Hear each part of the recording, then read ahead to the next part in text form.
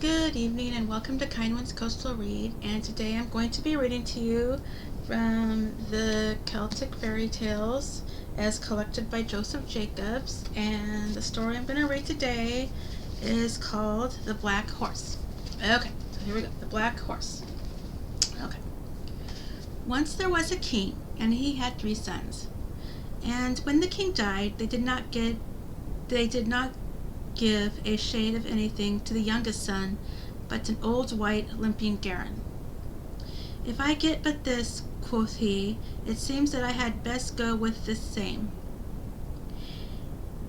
He was going with it right before him, sometimes walking, sometimes riding. When he had been riding a good while, he thought that the garron would need a while of eating. So he came down to earth, and what should he see coming out of the heart of the western air towards him but a rider riding high, well, and right well. All hail, my lad, said he. Hail's king's son, said the other. What's your news, said the king's son. I've got that, said the lad who came. I am after breaking my heart riding this ass of a horse, but will you give me the limping white garron for him? No, said the prince, it would be a bad business for me. You need not fear, said the man that came. There is no saying but that you might make better use of him than I. He has one value. There is no single place that you can think of in the 4 parts of the wheel of the world that the black horse will not take you there. So the king's son got the black horse, and he gave the limping white garron. Where should he think of being when he mounted but in the realm under waves? He went, and before sunrise on the morrow he was there. What should he find when he got there but the son of the king under waves, holding a court, and the people of the realm gathered to see if there was anyone who would undertake to go seek the daughter of the king of the Greeks to be the prince's wife. No one came forward. When who should come up but the rider of the black horse?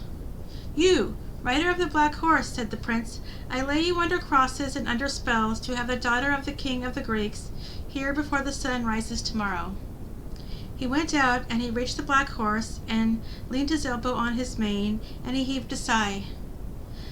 Sigh of a king's son under spell, said the horse, but have no care, we shall do the thing that was set before you, and so off they went. Now, said the horse, when we get near the great town of the Greeks, you will notice that the 4 feet of a horse never went to the town before. The king's daughter will see me from the top of the castle looking out of a window, and she will not be content without a turn of a ride upon me. Say that she may have that, but the horse will suffer no man but you to ride before a woman on him. They came near the big town, and he fell to horsemanship, and the princess was looking out of the windows and noticed the horse.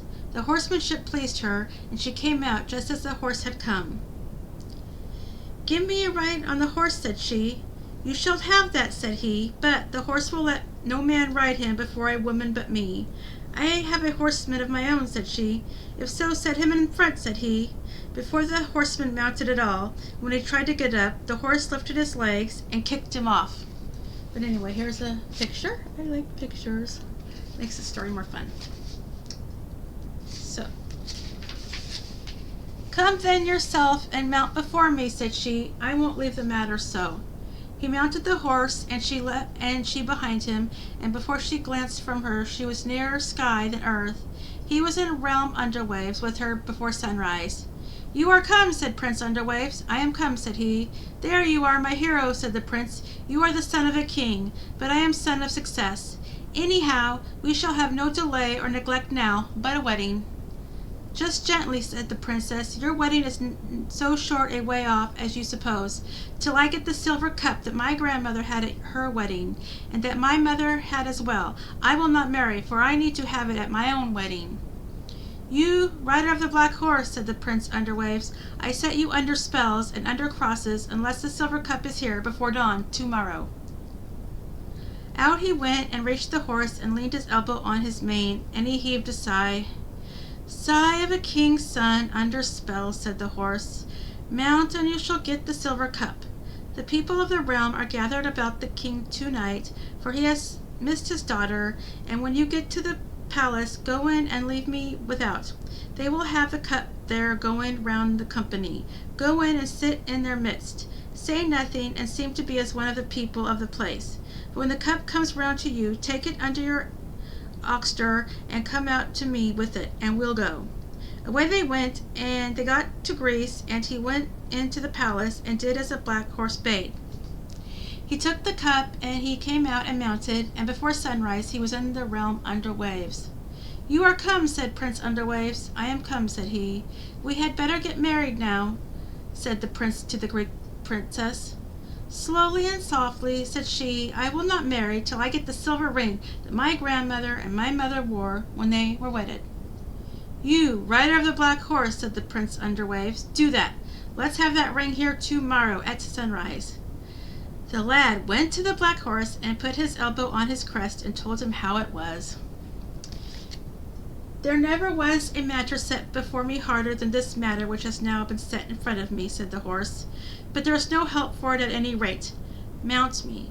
There is a snow mountain and an ice mountain and a mountain of fire between us, and the winning of that ring, it is right hard for us to pass them. Thus they went as they were, and about a mile from the snow mountain they were in a bad case with cold. As they came near it, he struck the horse, and with the bound he gave the black horse was on the top of the snow mountain. At the next bound he was on the top of the ice mountain, and at the third bound he went through the mountain of fire. When he had passed the mountains, he was dragging at the horse's neck as though he was about to lose himself. He went on before him down to a town below. Go down, said the black horse, to a smithy, make an iron spike for every bone end in me. Down he went as the horse desired, and he got the spikes made, and back he came with them. Stick them into me, said the horse, every spike of them and every bone end that I have. Then he did. He stuck the spikes into the horse. There is a lock here, said the horse, 4 miles long and 4 miles wide, and when I go out into the lock, will take fire and blaze. If you see the lock of fire going out before the sun rises, expect me, and if not, go your way. Out went the black horse into the lake, and the lake became flame. Long was he stretched about the lake, beating his palms and roaring. Day came, and the lock did not go out. But at the hour when the sun was rising out of the water, the lake went out. But at the hour when and the black horse rose in the middle of the water with one single spike in him, and the ring upon its end. He came on shore, and down he fell beside the lock. Then down went the rider. He got the ring, and he dragged the horse down to the side of a hill. He fell to sheltering him with his arms about him, and as the sun was rising he got better and better, till about midday, when he rose on his feet. Mount, said the horse, and let us be gone. He mounted on the black horse, and away they went. He reached the mountains, and he leaped the horse at the fire mountain, and was on the top. From the mountain of fire he leapt to the mountain of ice, and from the mountain of ice to the mountain of snow. He put the mountains past him, and by morning he was in realm under the waves. You are come, said the prince. I am, said he. That's true, said Prince Underwaves. A king's son are you, but a son of success am I. We shall have no more mistakes and delays, but a wedding this time. Go easy, said the princess of the Greeks. Your wedding is not so near as you think yet. Till you make a castle, I won't marry you. Not to your father's castle, nor to your mother's will I go to dwell, but make me a castle for which your father's castle will not make washing water. You, rider of the black horse, make that, said Prince Underwaves, before the morrow's sun rises. The lad went out to the horse and leaned his elbow on its neck and sighed, thinking that this castle never could be made forever. There never came a turn in my road yet that is easier for me to pass than this, said the black horse. Glance that the lad gave from him, he saw all that there were, and ever so many wrights and stone masons at work, and the castle was ready before the sun rose. He shouted at the Prince Underwaves, and he saw the castle. He tried to pluck out his eye, thinking that it was a false sight. Son of King Underwaves, said the rider of the black horse, don't think that you have a false sight. This is a true sight. That's true, said the prince. You are son of success, but I am a son of success too. There will be no more mistakes and delays, but a wedding now. No, said she, this time is come. Should we not go to look at the castle? There's time enough to get married before the night comes. They went to the castle, and the castle was without a... But I see one, said the prince. One want at least to be made good. A well to be made inside so that the water may not be far to fetch when there is a feast or a wedding to the castle. That won't be long undone, said the rider of the black horse. The well was made, and it was 7 fathoms deep and 2 or 3 fathoms wide, and they looked at the well on the way to the wedding. It is very well made, said she, but for one little fault, yonder. Where is it? Said Prince Underwaves. There, said she. He bent him down to look. She came out, and she put her 2 hands at his back and cast him in. Be thou there, said she. If I go to be married, thou art not the man, but the man who did each exploit that has been done, and if he chooses him, will I have. Away she went with the rider of the little black horse to the wedding. And at the end of 3 years after that, so it was that he first remembered the black horse, or where he left him. He got up and went out, and he was very sorry for his neglect of the black horse. He found him just where he left him. Good luck to you, gentlemen, said the horse. You seem as if you have got something that you like better than me. I have not got that, and I won't, but it came over me to forget you, said he. I don't mind, said the horse. It will make no difference. Raise your sword and smite off my head. Fortune will not allow that I should do that, said he. Do it instantly, or I will do it to you, said the horse. So the lad drew his sword and smote off the horse's head. Then he lifted his 2 palms and uttered a doleful cry. What should be here behind him but, All hail, my brother-in-law?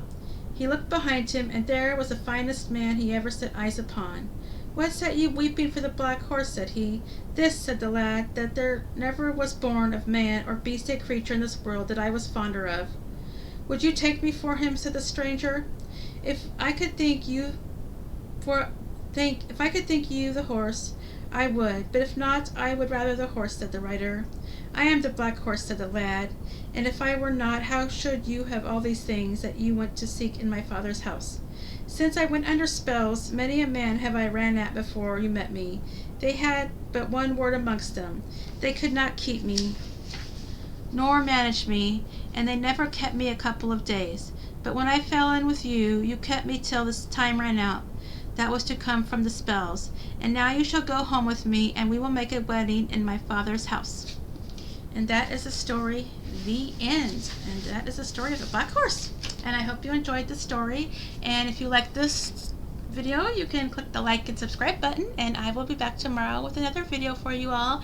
And thank you so much for watching. And have a great night, everyone. Bye.